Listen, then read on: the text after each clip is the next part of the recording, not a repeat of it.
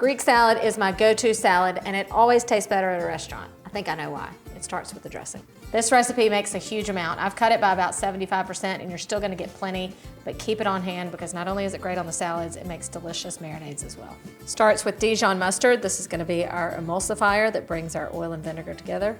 Garlic powder, onion powder, oregano, basil, salt, and pepper. And red wine vinegar, which is classic in Greek dressings. I love this recipe because it has more vinegar to oil. You'll notice in a lot of vinaigrettes there's more oil than vinegar, but this dressing is gonna be super tangy. Get that whisked together and then I'll slowly drizzle in the oil.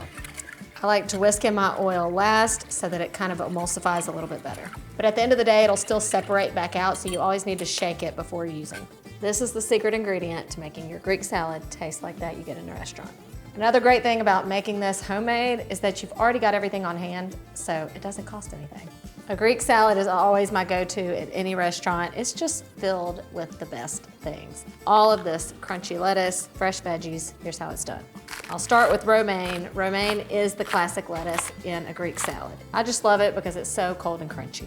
Now for the tomato, you can use whatever kind of tomato you want. You'll notice in the restaurants, they always cut it in big chunks.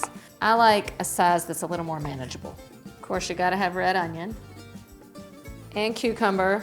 Big slices of cucumbers or big cuts of veggies in this salad just drives me crazy. I like to cut them in more manageable size pieces so that you can get everything on your fork. Same with the bell peppers. And for the olives, you can totally just do plain black olives. I love Kalamata olives, so I'm going in with those. And of course, the feta cheese. You get so much of a better flavor when you buy it whole and cut it up yourself. I like to cube it a little bit like they do in the restaurant. And one more thing, no Greek salad is complete to me without the pepperoncinis. Best part. I kind of place these around the outside. I also love to bite the end off and drizzle it over my salad. Yum! And for the star of the show, looks just like what you get at a restaurant, maybe even better. Greek salad is the salad with the most perfect bites, hands down. And I gotta get a little bit of everything.